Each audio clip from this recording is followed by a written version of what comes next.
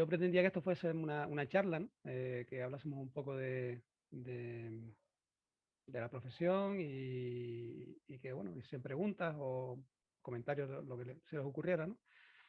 Pero para darles un poco de contexto voy a hacer una pequeña presentación chiquitita. En cualquier momento, si tienen cualquier pregunta, me pueden interrumpir sin ningún tipo de problema. Y ya, bueno, Fernando me ha puesto en contexto con ustedes, pues ahora quiero ponerle yo a ustedes en un poco más de contexto para saber de qué cosas podemos hablar y demás. Fernando me tiene aprecio, por eso ha dicho lo que ha dicho, pero bueno, no es para tanto, ¿vale? Básicamente, bueno, hice la carrera, ¿verdad? A principios de los 2000 acabamos. Bueno, acabé, no, el proyecto lo presenté en 2019, ¿vale? Pero bueno, en fin, me costó un poquito decidirme a hacer algo, te pones a trabajar, empiezas en otra dinámica y me dejé ir un poquito, casi 20 años. Eh, He sido usuario de Linux y entusiasta de Linux y lo que tiene que ver con el software libre del 98. No iba a poner el año porque hace que me sienta viejo, pero bueno, había que ser honesto. Y desde 2015 en 2015 empecé a trabajar para SUSE. Si no lo conocen, SUSE es una de las empresas pioneras en el mundo de Linux. No es la mayor es Red Hat, que es nuestra, digamos, nuestro competidor, es 10 veces más grande que nosotros.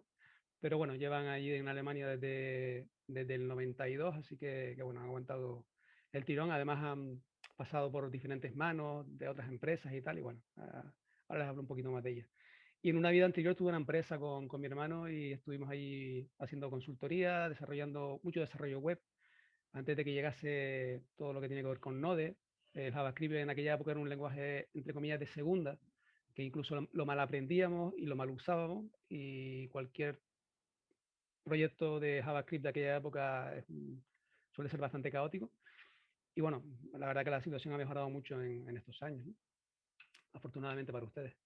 Eh, Les quiero hablar muy poquito de SUSE, como les decía, es una de las empresas pioneras en Linux. Se fundó en el 92 y tiene la base principal en Nuremberg, pero tiene oficinas en un montón de países del mundo, ¿no? No solo en Estados Unidos, en Utah, tiene en Madrid, tiene un montón de países, ¿no? Eh, Hay casi 2.000 empleados y hace poquito me empezó a cotizar en la bolsa de Frankfurt también, ¿no? Ha habido una serie de movimientos bastante grandes en estos últimos 5 años y bueno, la situación ha cambiado bastante en cuanto a la visibilidad de la empresa y el tipo de cosas que se están haciendo, bueno, temas de Kubernetes y todo este tipo de historias, también hemos metido un poco las narices ahí, ¿no? Que no era digamos que no era el espacio de SUSE. SUSE principalmente su buque insignia es una distribución de Linux que se llama SUSE Linux Enterprise, ¿vale? Soporta un montón de arquitecturas rarísimas, supercomputadores y demás. Y tiene un soporte de hasta incluso 13 años, podemos darle soporte a una versión, ¿vale? Entonces, para, yo qué sé, la Bolsa de Londres o ese tipo de organizaciones grandes, pues suele ser una, tanto nosotros como Red Hat somos empresas bueno, somos una buena opción para ellos, ¿no? Y hace poco, como les decía, nos metimos en el mundillo de los contenedores comprando otra empresa que se llama Rancher. No sé si han visto los medios, si están metidos en ese mundillo, pues hace poquito que se hizo bastante ruido con eso. Y asociado a SUSE hay un proyecto que se llama OpenSUSE, que no es solo una distribución de Linux. ¿Quién usa Linux aquí? ¿Alguien? ¿No lo veo a todos? Bueno, hay gente. Tres, creo. Bueno. Eh, OpenSUSE no es solo una distribución de Linux, sino es una comunidad y tiene un montón de proyectos asociados. Proyectos que utilizamos, por ejemplo, para construir la distribución o proyectos que tú puedes usar para construir tu propia distribución, para hacer QA, para ese tipo de cosas. Hay un montón de proyectos asociados a SUSE. Hay conferencias, la típica la OpenSUSE Conference, que suele ser en Alemania o en Praga. Tenemos una en Asia, en Dublín, hay conferencias, ¿no? Y bueno, es relativamente fácil acercarse y bueno, y si te interesa el mundo de Linux y tal, bueno, es un proyecto al que le puedes seguir un poco la pista, ¿no? Tenemos dos distribuciones que son OpenSUSE Lib y OpenSUSE Tumbleweed. OpenSUSE Lib está básicamente basada en la distribución empresarial, pero con cosas que añade la comunidad. Y OpenSUSE Tumbleweed es una distribución que se va actualizando día a día. El que use Linux sabe conocerá distribuciones como Arch Linux y demás. Bueno, pues OpenSUSE Tumbleweed viene a ser un poco la misma idea. Esto es simplemente una nota rápida. ¿Alguien sabe lo que es el software libre? Tenemos más o menos claro. Software libre básicamente, y Fernando sabía que yo iba a meter esta cuña en algún momento, el software libre básicamente es software que tú puedes, hay como 4 libertades, ¿no? Que lo puedes usar para lo que tú quieras, que lo puedes estudiar y adaptar a tus necesidades, eh, para lo que tienes que acceder al código fuente.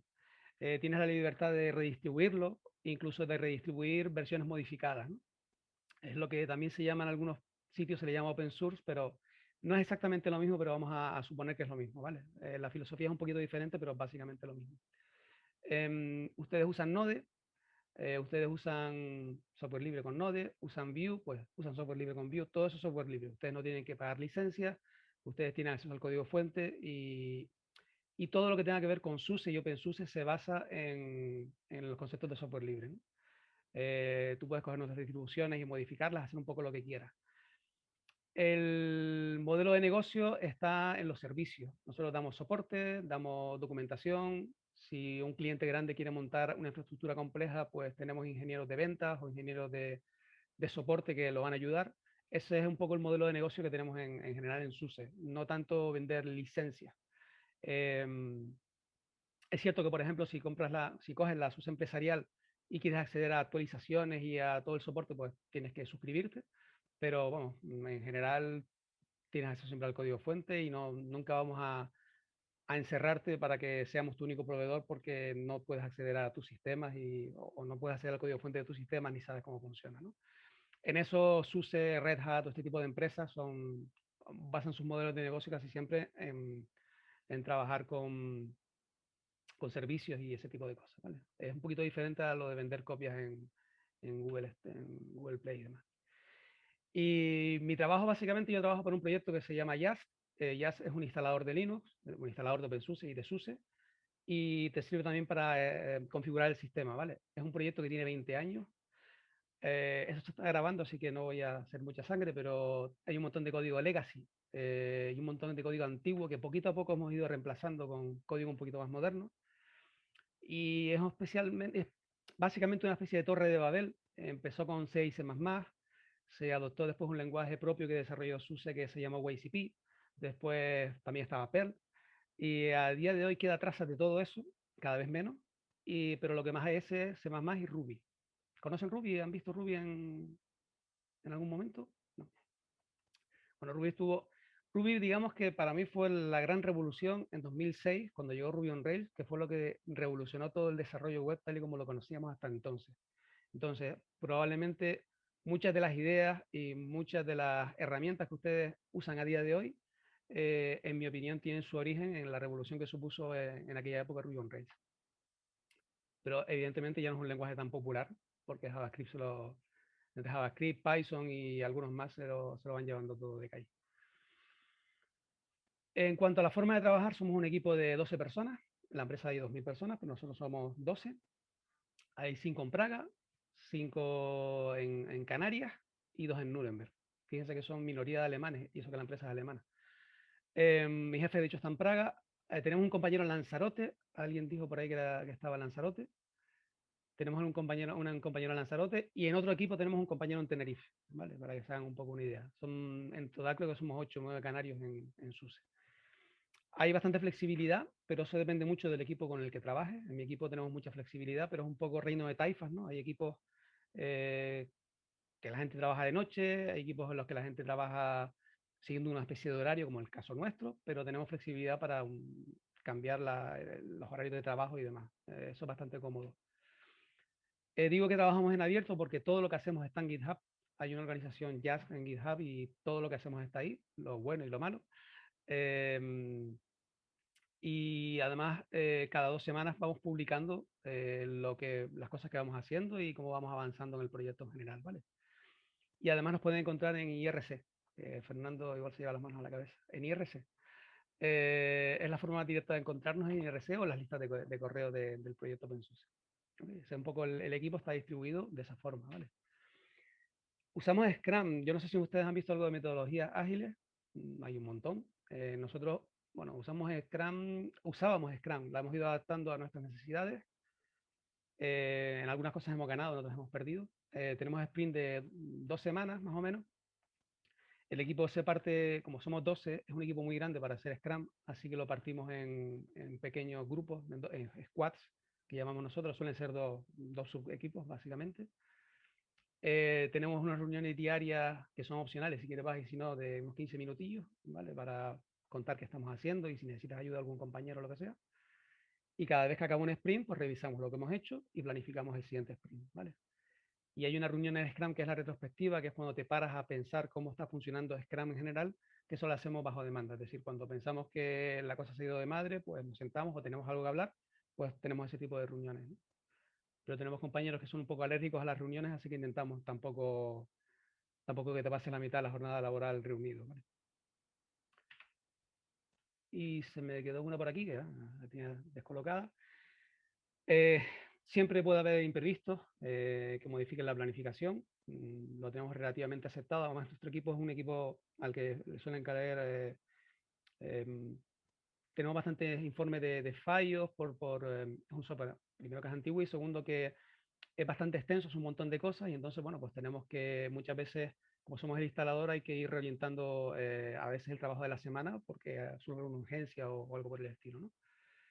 Pero aún así tenemos un día a la semana que reservamos para aprender, que puedes trabajar en el proyecto que te apetezca, ¿vale?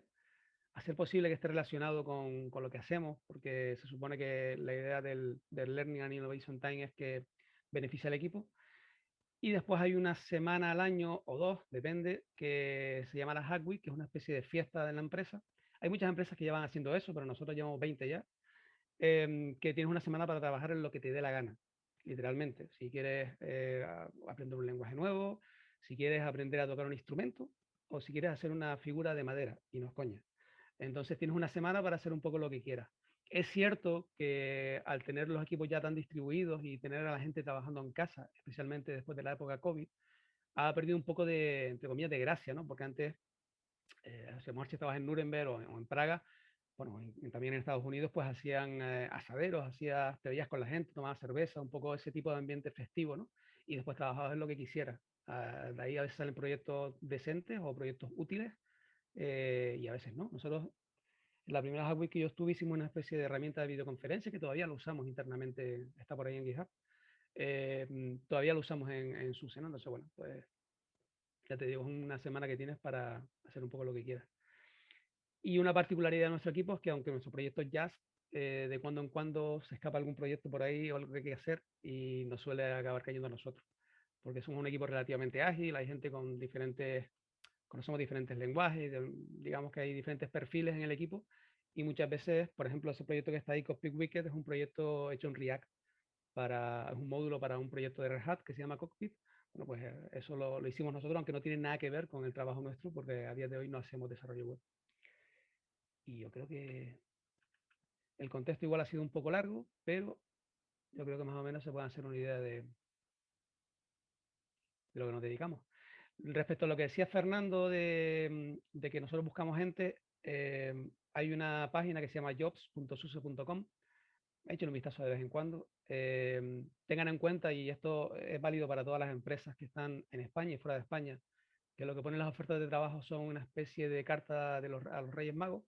Ellos piden un montón de cosas, pero habitualmente casi ningún candidato cumple con todo, ¿no? Entonces, bueno, si hay algún trabajo que, en el caso de SUSE o en el caso de cualquier empresa de fuera, yo les animo a que se presenten si les apetece y que, bueno, si el no lo llevan por delante, ¿no? Ya si les cuadra, pero vamos, que tengan en cuenta que a veces yo veo ofertas de trabajo que no son, algunas no son realistas y bueno, al final no creo que, en el caso, por ejemplo, de SUSE, no creo que yo, si miro atrás y le echo un vistazo a la oferta de trabajo que me hicieron en su momento, no creo que cumpliese con todos los requisitos, ¿no? Pero eso es bastante normal. O sea, hay que perder un poco el miedo a esas cosas.